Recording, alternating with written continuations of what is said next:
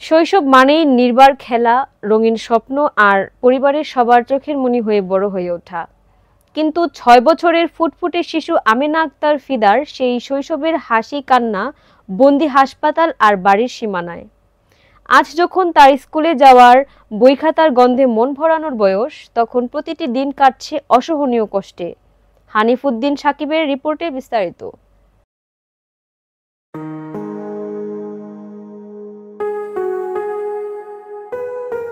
শৈশব মানে নির্ভার খেলা, রঙিন স্বপ্ন আর পরিবারের সবার চোখে মনি হয়ে বড় হয়ে ওঠা। কিন্তু ৬ বছরের ফুটফুটে শিশু আমেনা আক্তার ফিদার সেই শৈশবের হাসি কান্না বন্দি হাসপাতাল আর বাড়ির সীমানায়। আজ যখন তার স্কুলে যাওয়ার বই খাতার গন্ধে মন ভরানোর বয়স, তখন প্রতিটি দিন কাটছে অসহনীয় কষ্টে। ৪ বছরের কোমল বয়সে তার কচি শরীরে বাসা বাঁধে মরণ ব্যাধি ব্লাড ক্যান্সার। ২ বছর ধরে থেরাপিতে কিছুটা সুস্থতার পথে এগোলেও অর্থের অভাবে পথিমধ্যে থেমে যাচ্ছে ছোট্ট ফিদার ক্যান্সার চিকিৎসা। নোয়াখালীর হাতিয়া পৌরসভার ১ নং ওয়ার্ডে চরকৈলাস গ্রামের সাইকেল মেকানিক আজমির হোসেনের ঘরে জন্ম নেওয়া ফিদা ছিল পরিবারের সবার প্রাণ। হঠাৎ পেট ব্যথা আর জ্বরে আক্রান্ত হলে তাকে স্থানীয় হাসপাতালে ভর্তি করা হয়। সেখান থেকে জেলা সদর হাসপাতাল, পরে ঢাকার বিভিন্ন হাসপাতালে অসংখ্য পরীক্ষা নিরীক্ষার পর অবশেষে পিজি হাসপাতালে বোন মেরু টেস্টে ধরা পড়ে ব্লাড ক্যান্সার। আমেনা ৪.৫ বছরে অসুস্থ হয়ে গেছে।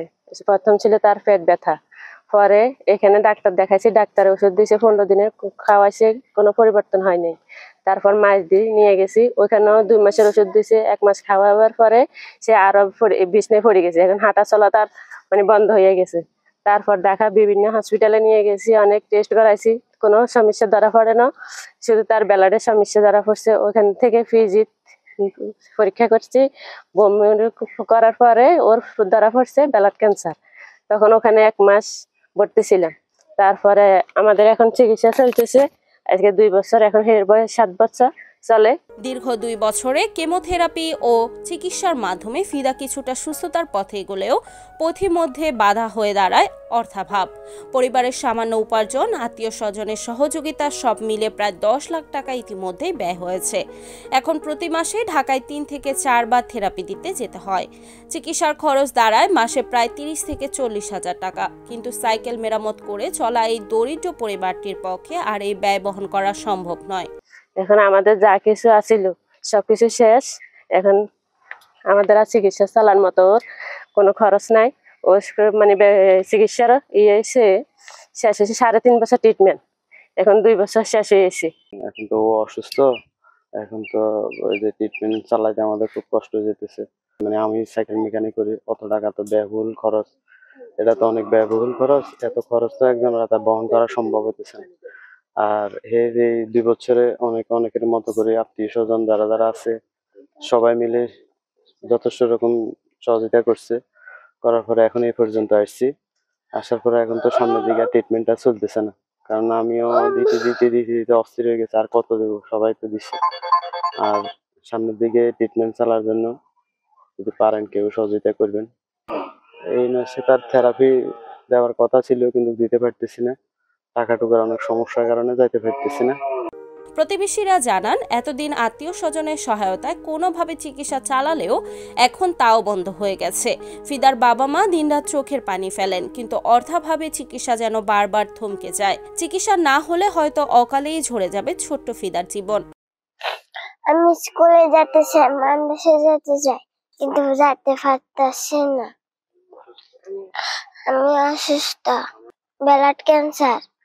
আমার জন্য সবাই দোয়া করবেন, আমি সুস্থ হয়ে স্কুলে যেতে পারি। মানবিক মানুষ, সমাজের বিত্তবান ও দয়ালু হৃদয়ের মানুষজন যদি এগিয়ে আসেন, তবে হয়তো ফিদা আবার স্বাভাবিক জীবনে ফিরতে পারবে, অন্য বাচ্চাদের মতো দৌড়াতে পারবে, হাসতে পারবে, স্কুলে যেতে পারবে। এই মর্মস্পর্শী পরিস্থিতিতে সকলের কাছে আকুল আবেদন ফিদার পরিবারের। মানবিক সাহায্যই পারে আবার ফিরিয়ে দিতে এক ছোট্ট শিশুর হাসি, বাঁচিয়ে রাখতে পারে একটি নিষ্পাপ প্রাণ। ফিদার জীবন রক্ষায় সমাজের সর্বস্তরের মানুষকে সহযোগিতার হাত বাড়িয়ে দিতে অনুরোধ জানিয়েছে তার স্বজনরা। ফিদা অনেক আগ থেকে অসুস্থ। ওর যখন ব্লাড ক্যান্সার ধরা পড়ে, তখন থেকেই হাতিয়া এবং হাতিয়া দ্বীপের বাইরের বিভিন্ন সামাজিক সংগঠন কিংবা ব্যক্তিগতভাবে ওকে অনেকেই হেল্প করে এসছেন। কিন্তু প্রতি মাসে ওর চাটা কেমন লাগে এবং প্রতি মাসে হাতিয়া থেকে ঢাকায় আসা যাওয়ার বিভিন্ন খরচ বাবদ ওর অনেক টাকা পড়ে যাচ্ছে। সেক্ষেত্রে ওর এই দরিদ্র পিতার পক্ষে এই খরচ বহন করা খুবই কষ্টসাধ্য।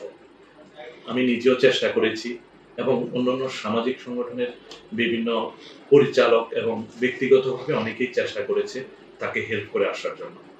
বর্তমানে এই হেল্পের জায়গাটুকু খুবই সংকীর্ণ হয়ে গেছে, তো যে কারণে তার শারীরিক এবং মানসিক যে কেমোগুলো লাগে সেগুলো একসাথে একই মাসে এতগুলো পরিচালনা করা সম্ভব না। ডক্টর বলেছেন এই কেমোগুলো 3 থেকে 3.5 বছর পর্যন্ত তাকে দিতে হবে, প্রতি মাসেই তার একটা খরচ পড়ে যায়। তো সমাজের বিত্তবান বা যারা আছেন তারা যদি এই হেল্পটা করে যান তাহলে ফিদার ভবিষ্যৎটা খুবই উজ্জ্বল হবে, সে আগের মতো চলাফেরা করতে পারবে এবং তার এই দরিদ্র পিতা আবার ঘুরে দাঁড়াতে পারবে। সবার সাহায্য একান্তভাবে কাম্য। আমরা সবাই সুস্থ থাকতে চাই, সুন্দর থাকতে চাই। সবাই যদি মানবতার দৃষ্টিতে ক্যান্সার আক্রান্ত ফিদার চিকিৎসার সাহায্যে এগিয়ে আসি, তাহলে ফিদাও 8-10টা বাবুর মতো স্কুলে যেতে পারবে এবং পড়াশোনা চালিয়ে যেতে পারবে। Report Hanifuddin Sakib, NEN TV, Noakhali.